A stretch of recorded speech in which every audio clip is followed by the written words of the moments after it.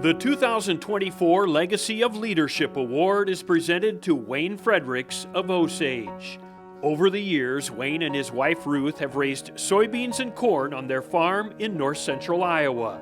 We began farming right after graduation from Iowa State University in 1973. Traditional, we were a conventional farmer all the way, plow, chisel plow. We could burn up fuel just like the rest of them. Really had no conservation plan at the time, so it was still new to that aspect and still learning. No-till planting of soybeans was the first one that really caught our eye, and we adopted that. I know we bought a farm in '92, and that farm never has seen a plow. That got adopted right away into no-till. In 2001 with the adoption of strip till, give us the opportunity to develop a full conservation system for corn and soybeans. Wayne has been a leader within the soybean industry in more ways than one. He represented Iowa soybean farmers as a director of both the Iowa and American Soybean Associations. In 2015, Wayne served as Iowa Soybean Association president.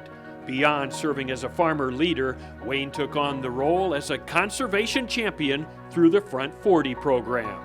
Wayne's leadership extended into his community through a variety of organizations and groups. Fredericks has served on the Mitchell County Farm Bureau and Mitchell County Corn and Soybean Growers Board of Directors. He has also been involved in the Mitchell County Planning and Zoning Board, Mitchell County Enterprise Zone Commission, and the United Methodist Church SPPR Committee.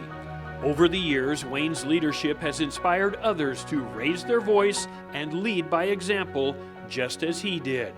Being there, telling our story, it's had a huge impact, on our industry.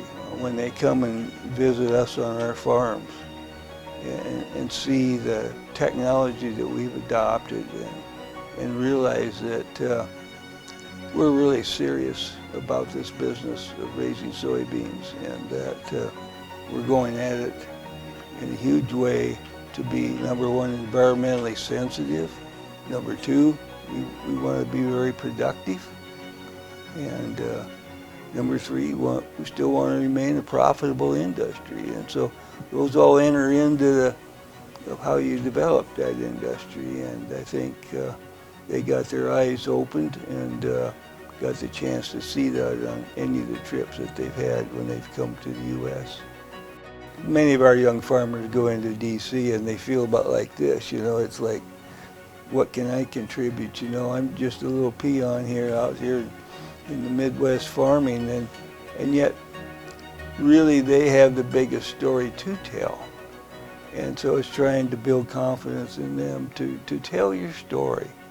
You know it best. Nobody can challenge you on the accuracy of your own story. And this is a great place to share it.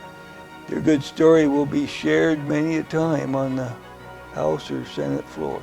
His leadership within conservation and the soybean industry has created a legacy that will live on for generations. I was one that's very forward that sharing data and information was very key to success, especially in no-till beans and strip-till corn and cover crops, and having that no-fear attitude that if we share this information, good or bad, that in the long run, it's the right thing to do. We will build from there the direction we need to go to be successful. For me, most obviously, is my wife, and our family business. She has provided a tremendous amount of support, been my go-to person when I needed some help and some confidence, and she was there. And sometimes she pointed me in directions I didn't want to go, maybe, but she could see the big picture from her aspect and from family and farming and steering the boat, you might say, of our direction in farming and in family. Well, I was very surprised, very honored. We're talking about cream of the crop type people, and we talk about legacies of leadership, and to be chosen by my peers for this was definitely a surprise, a joyful surprise, and I feel very honored to have reached it and achieved it. On behalf of the Iowa Soybean Association, congratulations and thank you, Wayne.